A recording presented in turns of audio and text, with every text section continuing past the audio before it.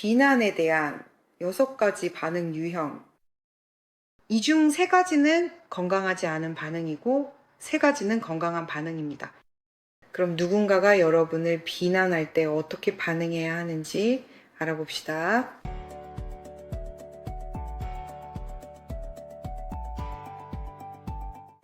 저는 율리아 라투넨코이고 18년째 심리학자로 일하고 있습니다.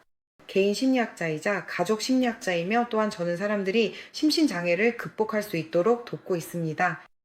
아직 제 채널을 구독하지 않으셨다면 미리 좋아요를 누르고 구독해 주시길 권해드립니다.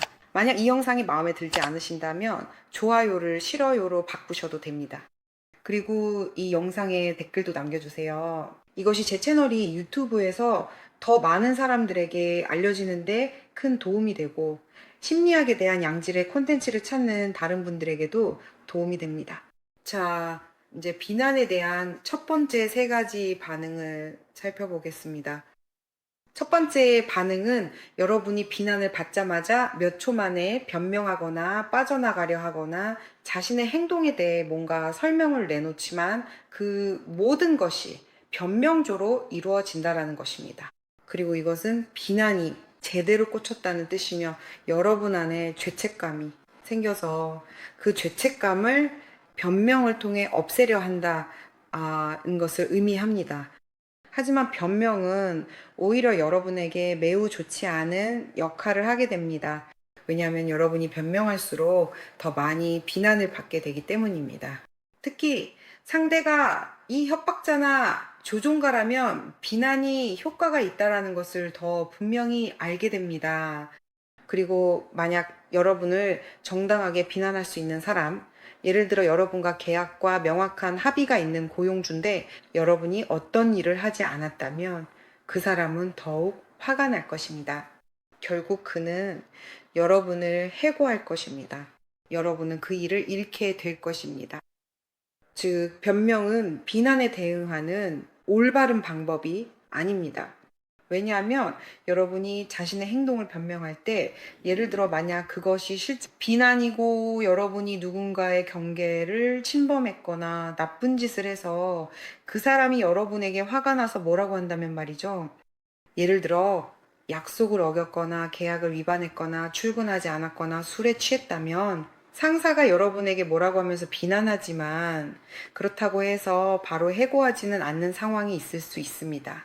이럴 때는 변명은 전혀 필요하지 않습니다. 왜냐하면요, 여러분이 변명을 하면, 그건 여러분이 자신의 잘못을 인정하지 않고 여기서 자신의 책임을 보지 않는 것으로 받아들여지기 때문입니다. 여러분은 그냥 그 사람의 눈에 자신을 책임에서 벗어나게 만드는 것입니다. 예를 들어 여러분의 행동으로 인해 그 사람의 경계가 침해당했다면 말이죠. 이건 예를 든 것 뿐이에요. 왜냐하면 상황은 다양하게 일어날 수 있으니까요. 즉, 여러분이 비난을 받을 때 실제로 누군가의 경계를 침해한 경우에 해당합니다. 그리고 때로는 누군가가 여러분을 조종하거나 협박하기 위해 비난하는 경우도 있습니다. 그렇습니다. 이런 유형의 조작도 알아차리고 구분할 수 있어야 합니다.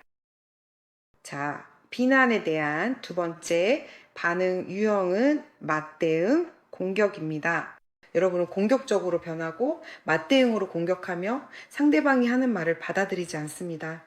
지금 우리는 원칙적으로 반응에 대해서만 이야기하고 있습니다.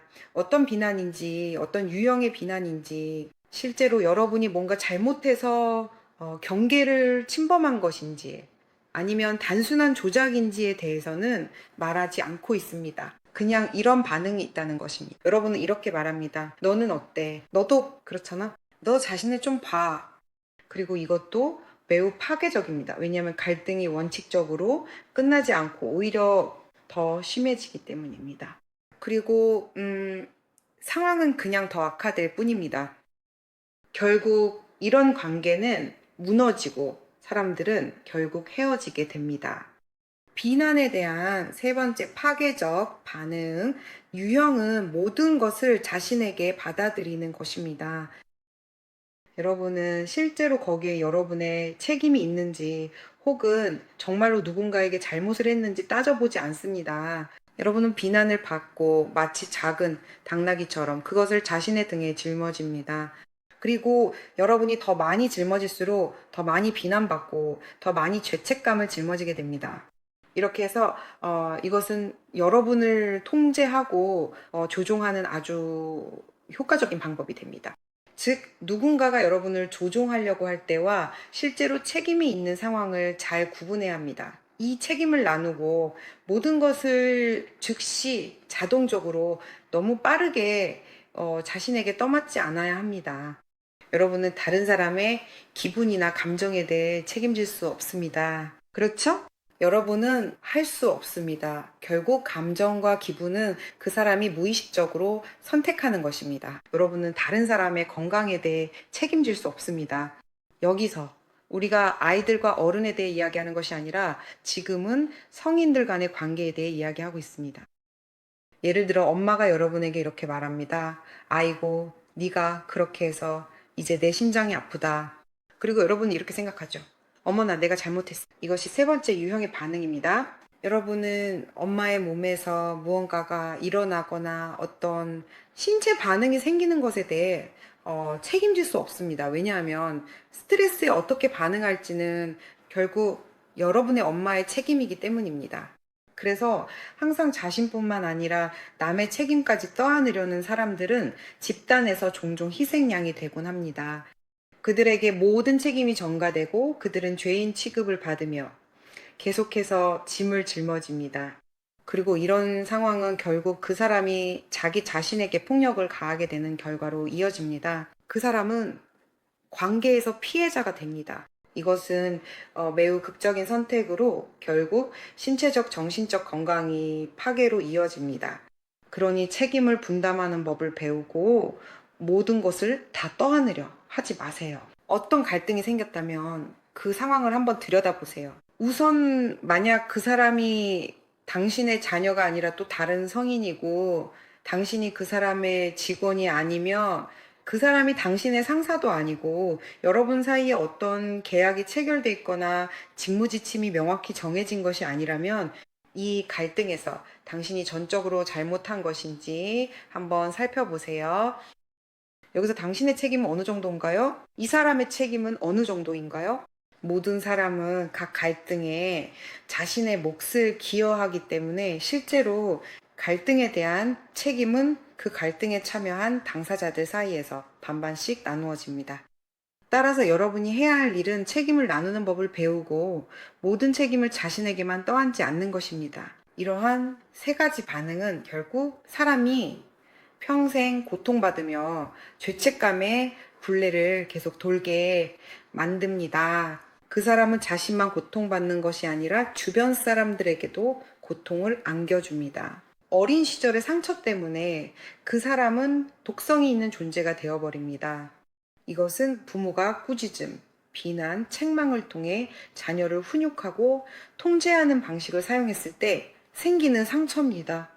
부모로부터 이런 메시지를 받는 거죠. 너는 사랑받을 이유가 없어. 왜냐하면 너는 항상 모든 일에 잘못이 있고 우리 삶, 우리의 만족, 우리의 건강까지도 네가 책임져야 해. 이렇게 아이에게 모든 것을 떠넘기면 그 아이는 항상 변명하거나 공격적으로 굴거나 심지어 자신이 잘못하지 않은 일까지도 전적으로 자신의 탓으로 여기게 됩니다. 이제 우리는 비난에 대한 건강한 반응으로 넘어가겠습니다. 이 영상에 좋아요를 눌러주시고 잊지 말고 꼭 해주시고 댓글도 남겨주세요. 그리고 아직 구독하지 않으셨다면 꼭 구독해주세요. 이것도 저에게 정말 큰 힘이 됩니다. 네 번째 반응입니다. 이건 사과하는 것이 정말 어려운 분들을 위한 작은 꿀팁입니다.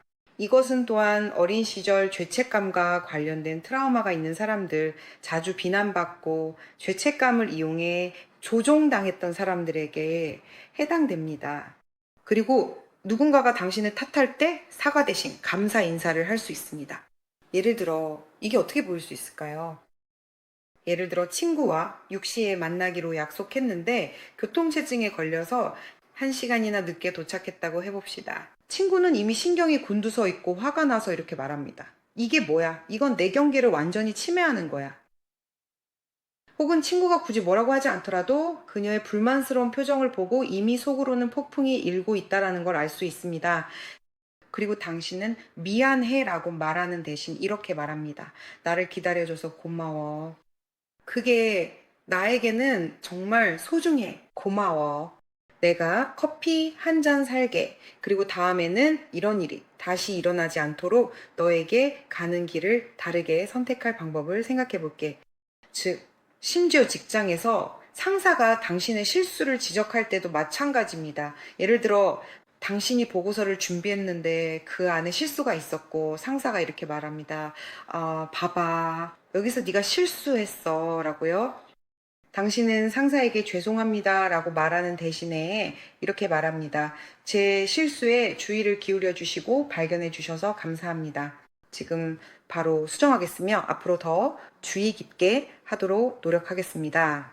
즉, 미안하다라는 말을 하기 어려운 사람들을 위한 작은 팁입니다. 이런 분들은 어릴 때 부모님이 사과를 아이를 모욕하는 수단으로 자주 사용했기 때문입니다. 예를 들어, 사과해라라며 압박과 강요로 사과를 시켰던 거죠. 다음으로 5번째 반응이 있는데 이것도 건강한 반응으로 여겨집니다. 이것은 여러분의 행동이나 부주의한 말로 인해 누군가가 고통받고 있다는 것을 깨닫는 경우입니다. 그리고 사실 다른 방식으로 행동할 수도 있었겠다는 생각이 듭니다. 예를 들어 참지 못하고 상대방에게 상처가 되는 말을 해버린 경우가 있을 수 있습니다. 그리고 그것이 그 사람에게 부당했다는 것을 깨닫게 됩니다. 아마 그 사람이 여러분을 화나게 했을 수도 있지만 모욕까지 하는 것은, 그리고 이것이 여러분의 잘못이라는 것을 알게 되면 그냥 사과를 하게 됩니다. 하지만 올바르게 사과하는 방법은 무엇일까요? 여러분은 내가 너를 상처 줬다면 미안해라고 말하지 않습니다. 그건 사과가 아닙니다. 내가 당신을 불쾌하게 했는지 아니면 용서해 줬는지 의심이 들고 그러다 보면 변명이 나오죠. 몰랐기 때문이고 제가 그런 사람이기 때문이고 그냥 이런 게 있으니까요. 그리고 계속해서 변명을 하게 됩니다. 맞아요. 여러분은 자신의 행동에 대한 이유를 찾게 됩니다. 이것도 사과가 아니라 변명입니다. 혹은 이렇게 말할 수도 있죠. 미안한데 네가. 이것도 사과가 아니라 비난입니다. 사과는 올바르게 해야 합니다. 상대방에게 무엇에 대해 사과하는지 구체적으로 말해야 합니다. 내가 한 짓을 용서해 주세요. 내가 당신에게 안겨준 고통을 용서해 주세요. 물론 이것은 여러분이 정말로 그 사람을 지나치게 공격해서 어떤 상처나 고통을 줬다는 것을 확신할 때 해당됩니다. 자신의 잘못을 인식했다면 사과할 줄 아는 것이 매우 중요합니다. 그리고 상대방이 여러분을 조종하는 것이 아니라 정말로 그 사람이, 예를 들어 여러분의 어머니가 아이고 너는 나한테 전화도 안 하고 나 힘들고 걱정돼 라고 말할 때가 있습니다. 이것은 상대방이 여러분을 조종하는 것입니다. 왜냐하면 여러분에게는 자유가 있고 원할 때 어머니께 전화할 권리가 있기 때문입니다. 그렇습니다. 그래서 여기서는 어디까지가 조종이고 여러분의 자유를 침해하는 것인지, 어디까지가 통제인지, 그리고 실제로 여러분이 무언가를 약속해 놓고 지키지 않았거나 오히려 반대로 행동해서 그 사람의 인생을 망쳐버린 경우가 어디인지 구분할 필요가 있습니다. 그럴 때는 가서 사과해야 합니다. 그리고 그 이후에는 절대 다시는 그런 일을 반복하지 않아야 합니다. 왜냐하면 만약 사과가 진심이라면, 예를 들어 바람을 피웠을 때, 어리석은 실수로 배신을 했을 때 사람이 사과를 하게 됩니다. 그런 일도 있을 수 있죠. 사람이 그런 일을 저지르고 나서 가서 사과하면서 이렇게 말합니다. 이제부터는 이걸 바로잡을 거야. 이제 내가 증명해 보일게. 나는 정말 깊이 뉘우치고 있어. 그리고 때로는 시간이 필요하고 그 사람이 그것을 바로잡는 경우도 있습니다. 누군가에게 상처를 주거나 망가뜨렸다면 바로잡아야 합니다. 하지만 여기서 구분해야 할 점은 그 사람이 여러분에게 무언가를 요구할 때 여러분이 정말로 그 사람에게 빚진 것이 있는지입니다. 예를 들어 전화, 엄마처럼 통제하는 것 등입니다. 여러분은 그녀에게 그것을 해줄 의무가 없습니다. 하지만 예를 들어 부부 생활에서 서로에게 배신하지 않기로 약속했는데 한 사람이 가서 배신을 한다면 그때는 상대방의 인생을 망치고 아주 큰 고통을 주는 것입니다. 배신하기 전에 관계를 끝내지 않는 것이죠.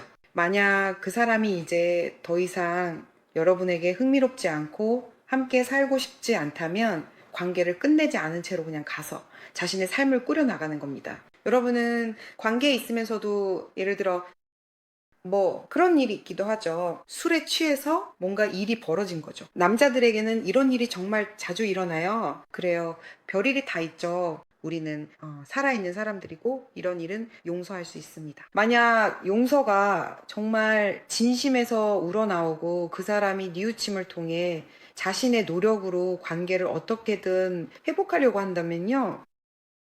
그럴 때 이런 방식이 정말 적절할 수 있습니다. 이것이 저희의 5번째 항목이었습니다. 그리고 6번째 반응 유형입니다. 이것은 바로 여러분의 죄책감을 이용한 조작과 관련이 있습니다. 여러분은 누군가가 여러분을 조종하고 있다는 사실을 인식하는 법을 배워야 합니다. 이를 위해서는 그 사람이 어떻게 말하는지 표현 방식을 관찰해야 합니다. 예를 들어 아주 명확한 조작의 예로 누군가가 네가 이렇게 하면 나는 이렇게 할 거야. 네가 저렇게 하면 나는 저렇게 할 거야 라고 말하는 식의 협박이 있습니다. 이것은 매우 원시적인 단순한 조작 방식입니다. 하지만 훨씬 더 많은 숨겨진 형태의 조작이 있습니다. 예를 들어 누군가가 관심을 주지 않는다거나 전화를 하지 않는다거나 어디에 누구와 언제 있는지 보고하지 않는다고 비난할 때입니다.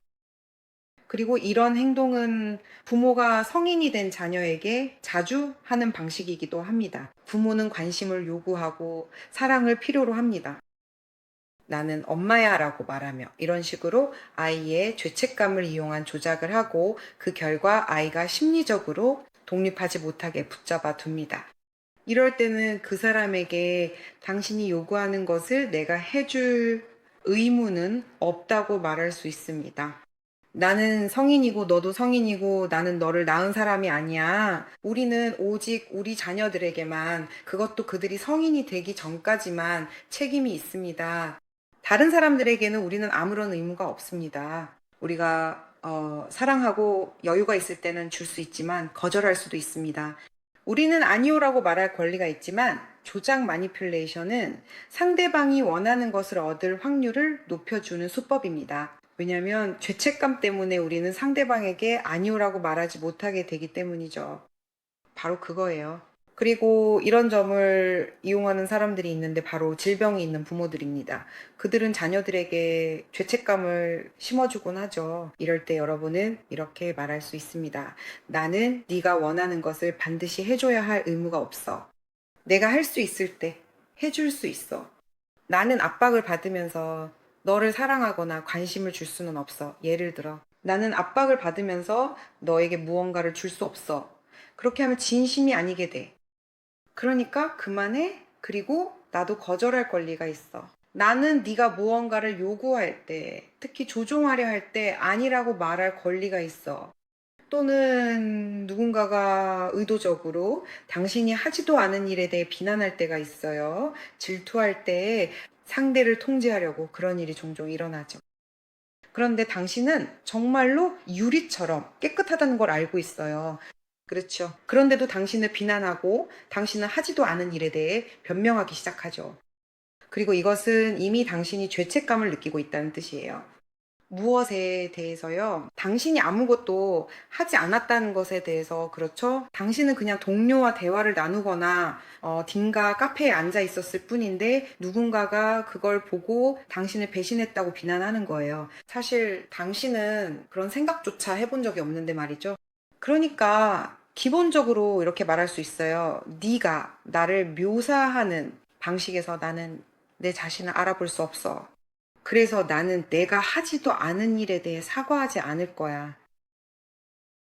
그리고 그냥 이 대화를 끝내세요. 여기서는 조작이 들어가니까 이런 차단하는 문장들로 대화를 끊어야 해요. 그리고 이렇게 덧붙일 수도 있습니다. 너는 나에 대해 네가 원하는 대로 생각할 권리가 있어. 너는 나에 대한 네 자신의 상상, 배신에 대한 생각, 그리고 네가 나를 비난하는 모든 것에 대해 내 생각을 가질 권리가 있어. 나는 그 부분에 아무런 영향을 미칠 수 없지만 내가 하지도 않은 일에 대해 변명하지는 않을 거야. 이 영상에 좋아요를 눌러주세요. 이것이 제 유튜브 채널이 성장하는 데 큰 도움이 됩니다.